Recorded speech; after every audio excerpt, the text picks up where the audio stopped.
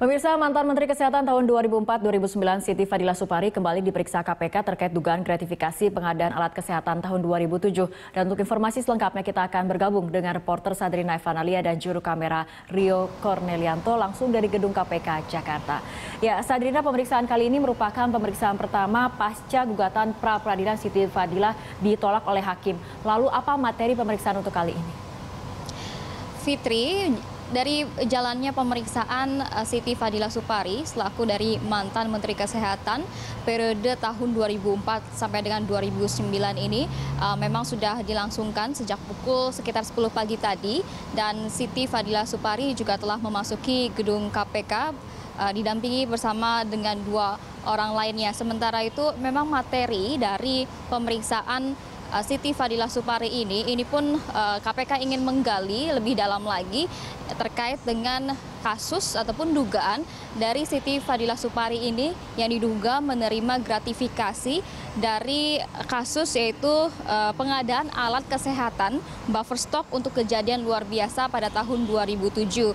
Dan di sini dari Siti Fadila Supari juga diduga menerima adanya jatah dari pengadaan alat kesehatan sebagai dari pusat penanggulangan kritis ataupun penanggulangan krisis Departemen Kesehatan dari dana daftar isian pelaksana anggaran ataupun DIPA revisi pada APBN 2007. Sementara itu selain dengan adanya jatah tersebut adalah berupa dari MTC ataupun Mandiri Travel Check senilai 1,275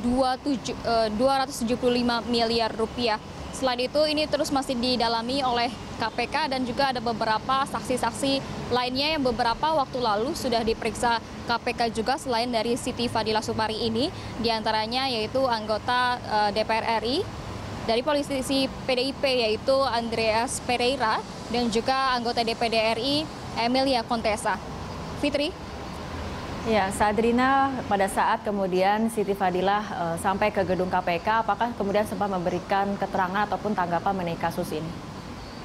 Benar sekali Fitri, tadi saat tiba di gedung KPK, Siti Fadila Supari ini mengklarifikasi dan juga mengatakan bahwa ia membantah sama sekali tidak menerima MTC ataupun Mandiri Travel Check yang diduga diberikan kepada dirinya. Ia malah tidak mengetahui seluk-beluk atas MTC tersebut, siapa yang memberikan, kemudian kapan, dan juga siapa yang memberi dan juga menerima dari MTC tersebut senilai 1,275 miliar rupiah. Kemudian di sini juga ia mempertanyakan terkait dengan adanya sidang pra-peradilan yang memang sudah ditolak sebelumnya oleh hakim dan memenangkan KPK. Ini pun terkait dengan penetapan dirinya sebagai tersangka ataupun prosedur dari SFS ini ataupun Siti Fadila Supari ditetapkan sebagai tersangka. Ia mempertanyakan kepada KPK bagaimana prosedurnya, pasalnya dia sama sekali belum dipanggil sebagai saksi, kemudian langsung ditetapkan sebagai tersangka.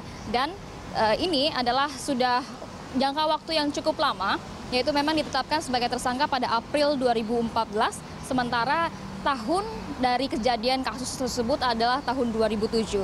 Dan berikut ada pernyataan dari Siti Fadila Supari, Fitri. Jadi ini kasus yang saya dituduh menerima MTC, tetapi yang memberi tidak jelas. Jadi tidak ada yang dituduh memberi. Jadi ini suatu hal yang sangat, kalau orang menerima, pastinya ada siapa yang memberi, kapan saya diberi, tanggal berapa saya diberi, dan siapa saksinya.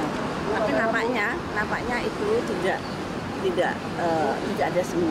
Terhadap sidang praper gimana Ibu? Kan sebenarnya ya, Ibu ini sudah diajukan. Praper itu ternyata sebetulnya kan kita menuntut bagaimana prosedurnya. Oh, saya tiba-tiba menjadi tersangka, padahal tidak pernah menjadi saksi. Saya tidak pernah menjadi saksi dari kasus yang ini. Jadi hanya karena pada surat keputusan pada salah satu kasus yang pada tahun 2012.